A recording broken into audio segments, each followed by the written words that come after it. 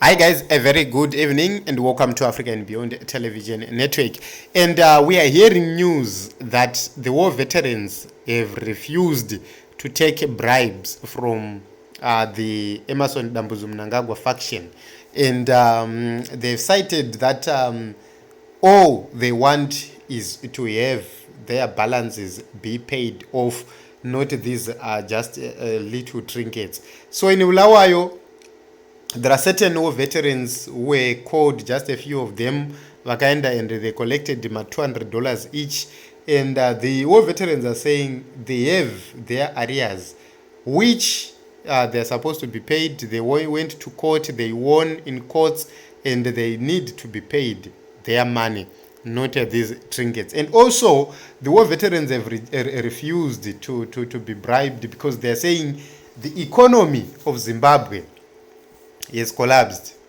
Even if they are to get anything, they will not enjoy, because Zimbabwe does not have a functional healthcare system, does not have a functional financial system, does not have a functional economy itself, which means they will get that money, but they will continue to suffer as a people. So despite the efforts from the faction of Emmerson Mnangagwa through the Tungwarara guy, who is trying to bribe them, saying we are going to drill balls for you.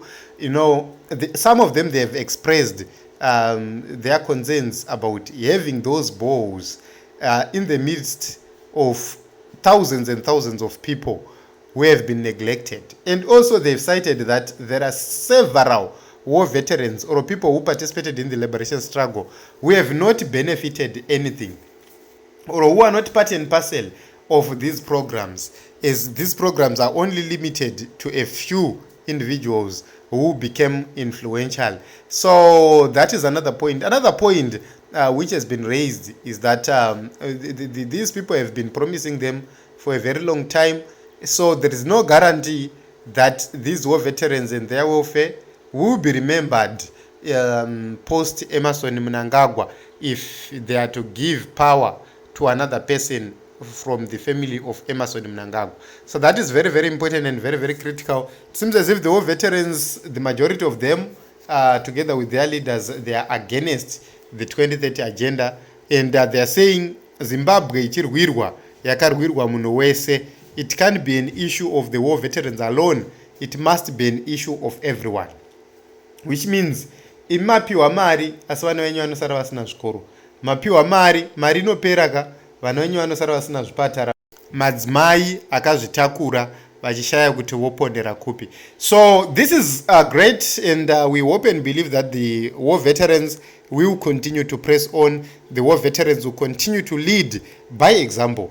It's no longer about individuals. It must be an issue of the whole nation benefiting from the resources. We have so much gold. Imagine if Zimbabwe was to say, Goride nderedu senyika, this is our gold. If you want to mine, we will do 70-30% on the profits. You will mine. After recovering your costs of operations, you will take 30% of the profits. The country will take 70% of the profits. Imagine if at least the government was doing that. Imagine the kind of development they would do. So look at it. Kuti government inenge ine 2 tons. 2 tons is a pure government. This is 5% of what has been mined. So 95% has gone into the pockets of individuals. This is something which is very, very important, because the nation could have benefited more than individuals. However, the biggest problem is they are involved in everything. But we'll continue to press on, we'll continue to push, and we'll continue to speak against inequality. And one day, change will come and happen in the nation of Zimbabwe. Thank you, all veterans.